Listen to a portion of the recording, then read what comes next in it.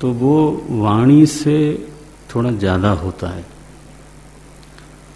वो होता है अपने जीवन से अपने इष्ट देव की कीर्ति का गान करना।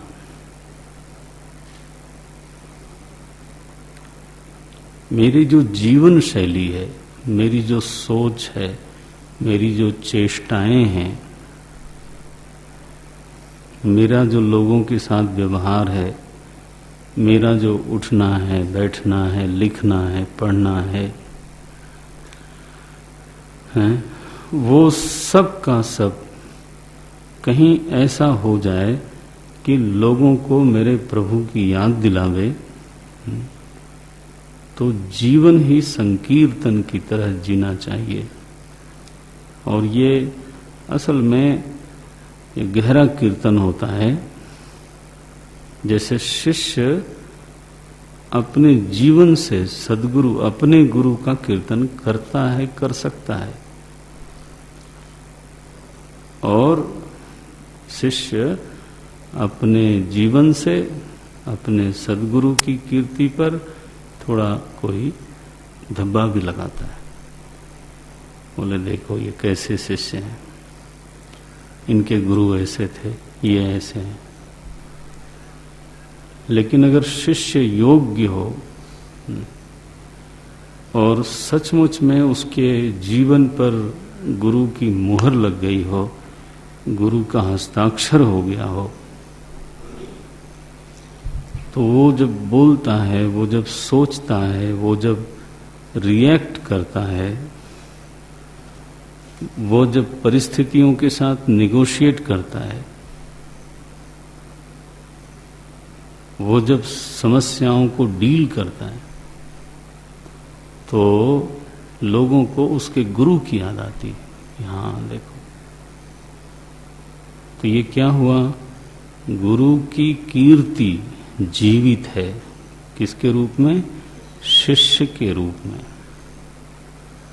वहां चाहे वो मैंने नाम न दोहराता हो, लेकिन उसका जीवन जो है वो अपने सद्गुरु की कीर्ति का गायन है, गाता हुआ जीवन है। शिव जी की उपासना करने वाला समाधिशील न हो, वैराग्य वृत्ति का जिसके जीवन में आदर न हो, शिवोपासक कैसा? तो उसका तो, क्योंकि जिसकी आप उपासना करते हो उसकी छवि तो आपके जीवन में आनी ही चाहिए, तभी तो उपासना बनी। श्री राम के उपासक हों और मर्यादा के प्रति आदर न हो, जीवन में मर्यादाएं खिलती हुई न दिखाई दें, तो यानी उपासना बनी नहीं, ऐसा बोलना पड़ेगा। तो उपासना बन जाए तो इष्ट देव की जो छाया है, इष्ट देव का जो प्रतिबिंब है, वो मेरी सोच में, मेरे व्यवहार में है, वो तो दिखनी चाहिए। और जब ये होता है तभी सततम कीर्तयंता ये घटता है। तो ये भजन थोड़ा गहरा हो गया ना। और ये कोई प्रयास पूर्वक इतना नहीं होता, ये तो अगर शरणागति हो, चित्त में अप्रिशिएशन हो, अपने गुरु के प्रति आदर हो, तो मन जो है वो सहज ही अनुकरण करना उसका स्वभाव है। वो अनजाने में ही वो नकल करना कर लेता है वो। तो जैसे हमारे सद्गुरु का रिएक्शन होता है, प्राय मेरा भी रिएक्शन वैसा ही होने लग सकता है। असल में गुरु की सेवा का आध्यात्मिक लाभ सबसे बड़ा यही माना जाता है, क्योंकि सन्निधि मिलती है, सेवा के लिए सन्निधि चाहिए। सन्निधि मिलती है तो नज़दीक से हम देखते हैं कि परिस्थितियों को गुरुजी किस तरह से डील करते हैं। अब मैं दृष्टांत के लिए बोलता हूँ, तो जब गुरुदेव के साथ हम मूव करते थे, यहाँ भी साथ में ही रहते थे, तो देखने का अवसर ज़्यादा मिलता था। बड़ी से बड़ी परिस्थिति आती थी, सुखद भी और प्रतिकूल परिस्थिति भी आती थी, तो उसमें जो उनकी प्रतिक्रिया हुआ करती थी वो देखने का अवसर मिलता था। और इतना ही नहीं, देखते देखते मन की स्थिति ऐसी हो जाती थी कि पहले से ही मन सोचता था कि अब ये परिस्थिति आई है तो गुरुदेव शायद अब ये बोलेंगे या अब ये करेंगे। इसका मतलब है कि before he reacted, my mind has started reacting in a same way. और इसी को बोलते हैं इंटिसिपेशन, इसी को बोलते हैं पूर्वानुमान। सेवा असल में बनती तभी है जब पूर्वानुमान होने लगता है, क्योंकि पूर्व में अनुमान हो गया कि अब गुरुदेव ऐसा करेंगे, तो ऐसा करेंगे, तो उसकी तैयारी करने का मुझे मौका मिल जाता था।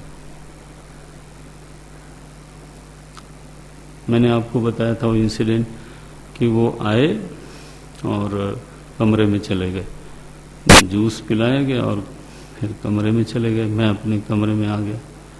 फिर दौड़ा हुआ कोई आया कि गुरुदेव तो मंदिर की तरफ गए हैं। तो उनका तो एक माने एक शिक्षा पद्धति उनकी ये थी कि वो कभी भी आपको क्या उसको बोलते हैं माने निश्चिंत नहीं होने देना है।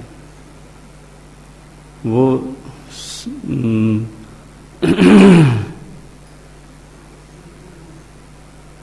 एक शब्द वो स्वयं एक बार मुझे बोले कि if you want to administer the place, हाँ, रिमेन अनप्रेडिक्टेबल।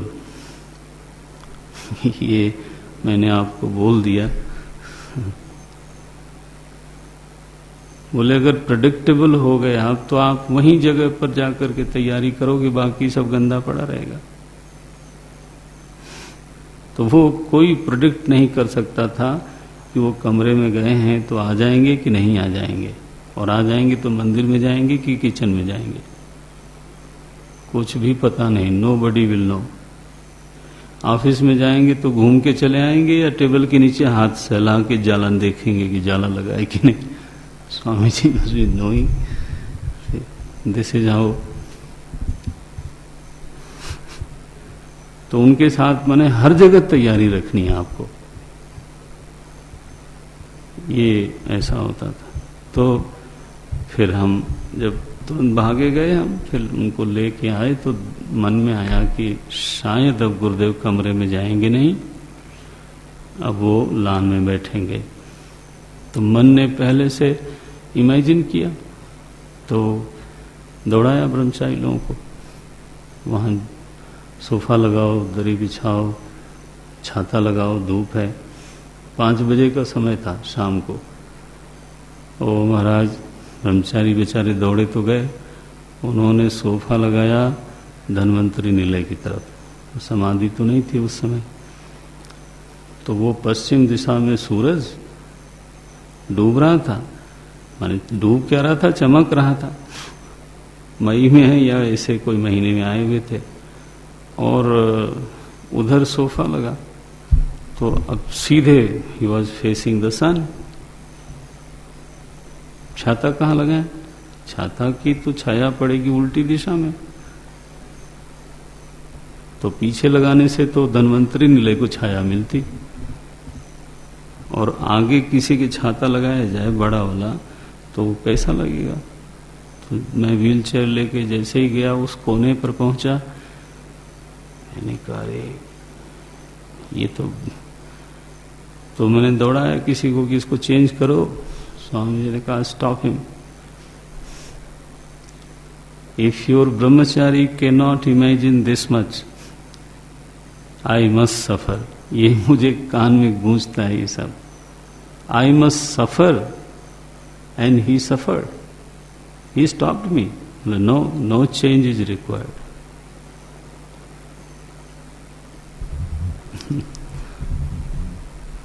महापुरुषों के उस हर चीज में शिक्षा होती है ना। खैर ही अलाउड मी कि मैं छाता लेके सामने खड़ा रहूं, तो थोड़ी देर मैं खड़ा रहा, फिर लखनऊ से विवेक आया था तो उसको दिया। सो अनलेस और अनटिल यू एंटिसिपेट, जब तक आप पूर्वानुमान नहीं करते हो, सेवा क्या करोगे? और ये तब तक नहीं हो सकता जब तक कि समर्पण न हो, श्रद्धा न हो, सन्निधि न हो, तब तक आप वो काम नहीं कर सकते। तो उसका लाभ क्या हुआ? शिष्य को क्या लाभ हुआ? लोग समझते हैं ना, सेवा सेवा शब्द लिखा जाता है, पता नहीं क्यों लिखा गया है, वो तो हम जानते हैं। वो तो जब सन्निधि में जब उनके रिएक्शंस को आदमी देखता है, तो मेरे मन को वैसी ही प्रतिक्रिया करने की आदत पड़ती है। अब देखो कितनी साधना से उनकी प्रतिक्रिया का वो स्तर बना, और हमको वो प्रतिक्रिया मिल गई केवल सेवा से। ये बहुत बड़ा लाभ होता है। वो तो अपनी ऊंचाई के कारण, आप समझते हो ना, the person is judged by his reactions. आदमी की स्थिति क्या है वो इस बात पर निर्भर करती है कि उसकी प्रतिक्रियाएं किस प्रकार की होती हैं। वो चाहे जितनी बड़ी बात करता हो, समाज उसको 2 कौड़ी का मूल्य नहीं देता, और वो सही भी है समाज, यदि उसकी प्रतिक्रिया बिल्कुल आम आदमी की तरह हो। उसको भी अपमान की परिस्थिति में क्रोध आता है और वो क्रोध करता भी है, उसको भी काम परवश करती है, उसको भी ईर्ष्या दबाती है, उसको भी तनाव सबसे ज्यादा ही हो जाता है। ही लूजेस हिज कूल। माने तो फिर क्या मतलब हुआ? लोग कहते हैं आप बड़ी बड़ी बात करते हो, और जब परिस्थितियां आपसे प्रतिक्रिया मांगती हो तो उस समय यू आर बिल्कुल लो लेवल पे, आप जैसे आम कोई आदमी करता है प्रतिक्रिया, वैसे आपकी प्रतिक्रिया है। तो लोग भी बोलते हैं, और हमको भी लगता है कि पढ़ने लिखने का फिर इतना लाभ क्या हुआ? परिस्थिति तो कसौटी है ना, उस कसौटी में हमारी प्रतिक्रिया बन गई संत जैसी नहीं रही, तो फिर बात बनती नहीं। तो जब वैसी ही प्रतिक्रिया शिष्य में दिखाई देती है ना, तो आप समझते हैं लोगों को उसका व्यवहार देख करके किसकी याद आती है? उसके गुरु की। तो ये तो हुआ गुरु का कीर्तन, लेकिन यहां तो माम कीर्तयन्तः, यहां तो मानो मेरे आचरण में, मेरी प्रतिक्रियाओं में अविवेक तो दिखे ही नहीं, भावावेश तो दिखे ही नहीं, अन्याय और अधर्म तो दिखे ही नहीं, अभिमान तो दिखे ही नहीं, और मैं क्या बोलूं, विवेक भी न दिखाई दे। नारायण, मेरे व्यवहार में अगर केवल अंतर्यामी की प्रेरणा दिखती हो, हर व्यवहार मेरा अंतर्यामी की प्रेरणा से होता हुआ दिखाई दे, तो वो जो व्यवहार है वो विवेक का कीर्तन नहीं बनेगा। वो किसका कीर्तन बनेगा? मेरा कीर्तन बनेगा। आप जानते ही हो, जब कोई व्यक्ति बहुत विवेकी होता है तो उसका व्यवहार उसके विवेक की कीर्ति का गायन करता है। माने हम ये कहने लग जाते हैं कि ये बड़े विवेकी हैं। ये क्या देख के बोला मैंने? व्यवहार देख के बोला। अथवा वैराग्य पूर्वक व्यवहार हो रहा हो तो हम बोलते हैं ये बड़े विरक्त हैं। तो मेरा व्यवहार तो कीर्तन बन रहा है किसी न किसी चीज का, या तो वैराग्य का कीर्तन बन रहा है या विवेक का। और अगर मेरे में दुष्टता है तो मेरे व्यवहार को ही देख के लोग कहेंगे ये बड़ा दुष्ट आदमी है, देखो अन्यायी है, कठोर है, धर्म विरोधी है। इस तरह की बात हमारे लिए कही जाएगी। क्यों? क्योंकि वो जो अधर्म है या अन्याय है या अविवेक है या दुष्टता है वो अमूर्त है, भीतर पड़ी हुई है। उसकी कीर्ति का गान मेरा व्यवहार करता है। तो अब देखो कीर्तन का अर्थ क्या हुआ? वाणी। यस, वाणी। इसको कभी मत निंदा न करना। कभी बोले ये तो क्या वाणी का कीर्तन, कोई कीर्तन थोड़ा होता है, ऐसे कभी नहीं बोलना। ये तो एक प्रकार का फिर आवेश वचन हो गया। एक चीज को बताने के लिए दूसरे को आपने खंडन ही कर दिया। ये नहीं होना चाहिए। ध्यान रखना, छोटी से छोटी साधना का खंडन नहीं होना चाहिए। खंडन करने के लिए नहीं हम प्रवचन करते, माने साधना का खंडन करने के लिए। वाणी का कीर्तन अपनी जगह पर, व्यवहार स्वयं ये बिल्कुल सिद्ध है कि जो हमारी प्रतिक्रियाएं हैं वो कीर्तन स्वरूपा हैं, निश्चित है।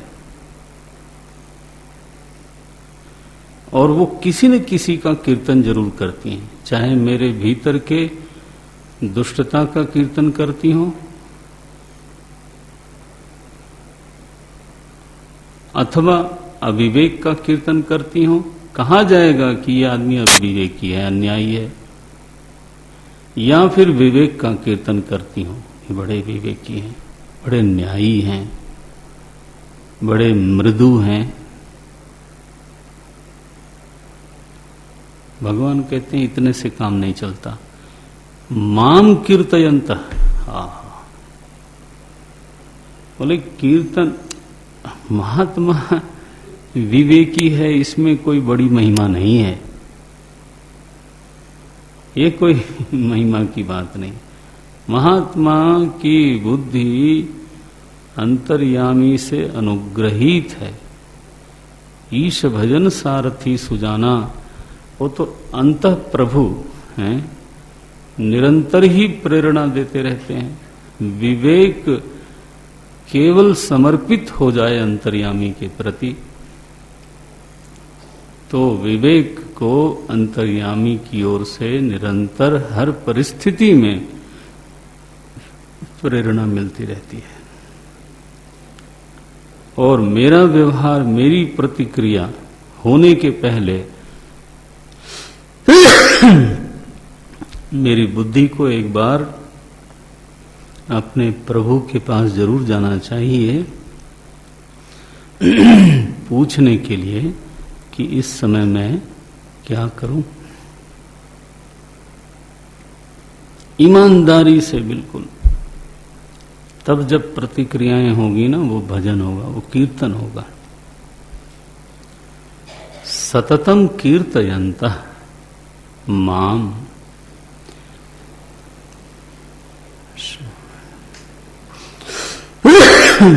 ओ